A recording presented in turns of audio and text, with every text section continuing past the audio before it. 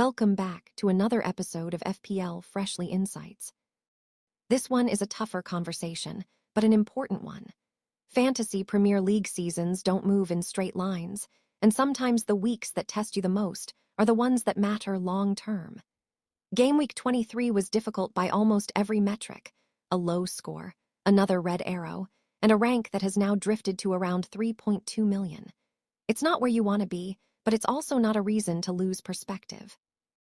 This episode is about being honest, understanding what went wrong, and staying composed heading into Gameweek 24. Gameweek 23 review, when nothing quite lands. Gameweek 23 finished on 28 points, well below the average, and a disappointing outcome after a week that already felt fragile on paper. It was one of those game weeks where very little clicked, and even sensible decisions struggled to pay off. In goal, Kelleher returned just a single point. There wasn't much upside in the fixture, and while the clean sheet never really looked likely, this was still a reminder of how thin goalkeeper margins can be. Defensively, it was a frustrating watch.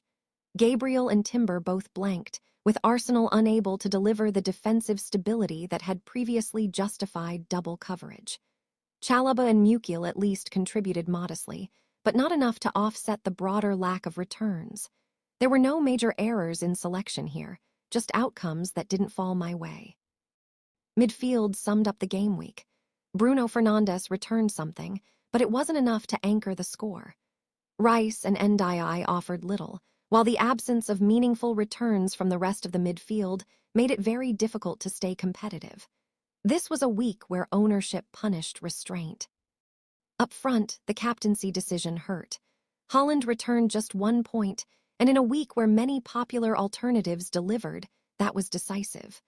Watkins did manage a return, but it felt like damage limitation rather than momentum. Thiago offered little, and overall the forward line never really got going. This wasn't a catastrophic game week in terms of decisions. It was simply one where variance leaned heavily against the team. Rank context, 3.2M and the mental side. Dropping to around 3.2 million is hard to ignore, especially when it follows several quieter weeks. But this is exactly where perspective matters.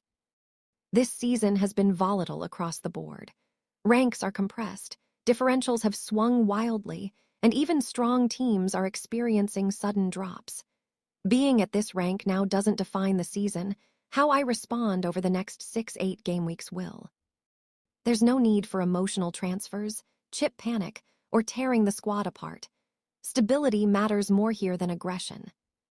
Transfers, Kroupi Jr. and Mbeumo back. Despite the disappointing Gameweek 23, the moves made heading into Gameweek 24 are measured and forward-looking. Kroupi Jr. was brought in as a budget forward option. This isn't about chasing last week's points.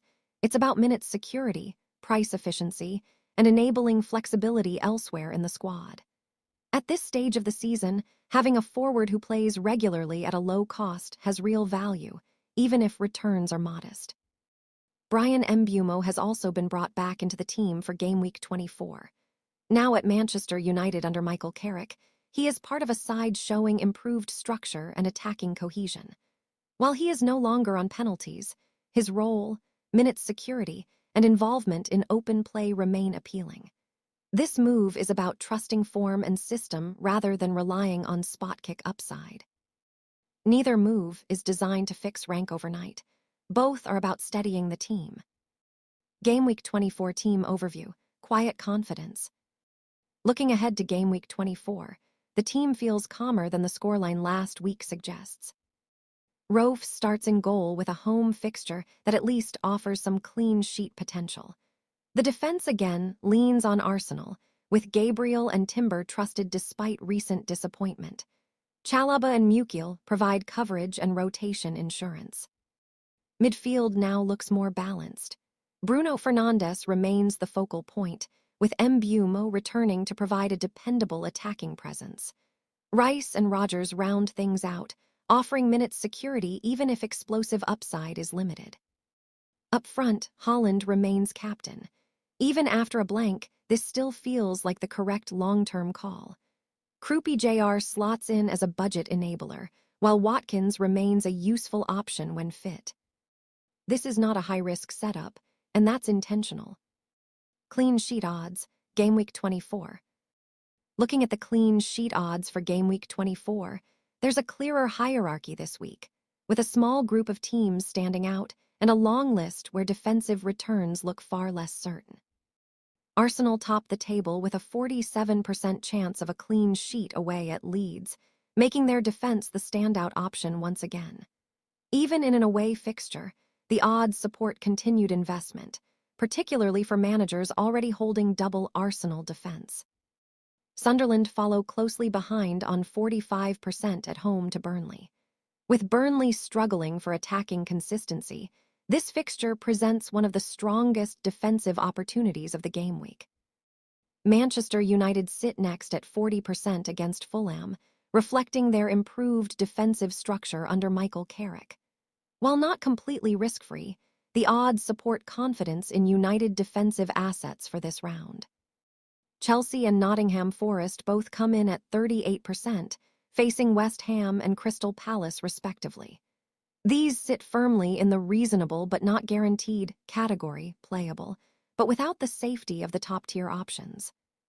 Brighton, 36% versus Everton, and Manchester City, 35% versus Tottenham, round out the mid-tier.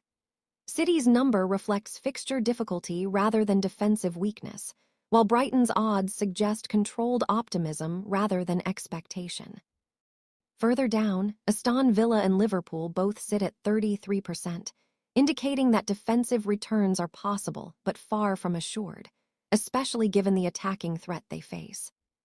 Bournemouth, 29% versus Wolves, offer some budget appeal, though expectations should be managed, while Crystal Palace, 24%, and Burnley, 22%, are very much outside the reliable range. At the bottom end, Brentford and Everton both sit at 20%, Leeds and Newcastle at 17%, and Fulham at just 15%, highlighting fixtures where defensive returns should be treated as a bonus rather than a plan. Overall, Gameweek 24 looks like a week to prioritize the very top clean sheet candidates rather than spreading risk across multiple mid-table defenses. Patience and selectivity feel key once again. Transfer targets and watchlist, staying open, not reactive.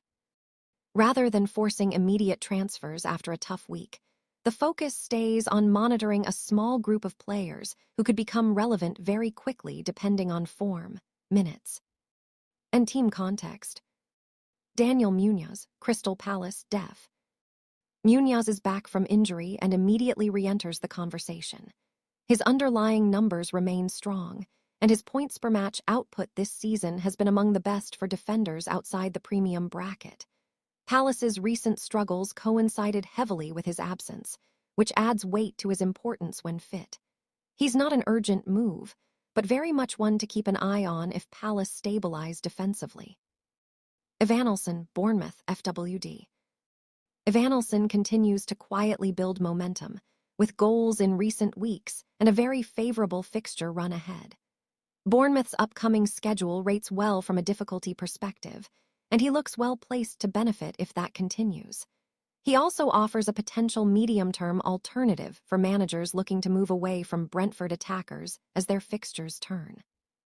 James Hill, Bournemouth def. For those looking at budget solutions, James Hill stands out as a pure enabler with upside. His price point makes him easy to accommodate, and his run of starts suggests growing trust from the manager. Bournemouth's fixtures up to Gameweek 30 are appealing, and while attacking returns aren't guaranteed, consistent minutes and defensive contribution points give him quiet value. The priority is keeping flexibility intact. Gameweek 24 predictions. Brighton 2-1 Everton. Leeds 0-2 Arsenal. Wolves 1-2 Bournemouth. Chelsea 2-0 West Ham. Liverpool 2-1 Newcastle. Aston Villa 2-1 Brentford. Manchester United 2-1 Fulham. Nottingham Forest 2-1 Crystal Palace. Tottenham 1-2 Manchester City. Sunderland 2-1 Burnley. There's a mix of controlled wins and close contests here, with only a handful of fixtures that feel truly one-sided. Clean sheets may again be limited, which places extra importance on attacking involvement and captaincy calls. Final thoughts. A 28-point game week and a drop to 3.2 M isn't enjoyable, but it's also not the end of the story. This season has repeatedly shown how quickly things can swing, both up and down. The structure of the team is still sound. The recent transfers make sense beyond 1 week, and there's no reason to abandon process now. Game Week 24 isn't about recovery in one go. It's about stopping the slide, letting the team settle, and giving myself the chance to rebuild steadily. Thanks for watching to another episode of FPL Freshly Insights. Good luck for Game Week 24, and as always, we go again. See you soon.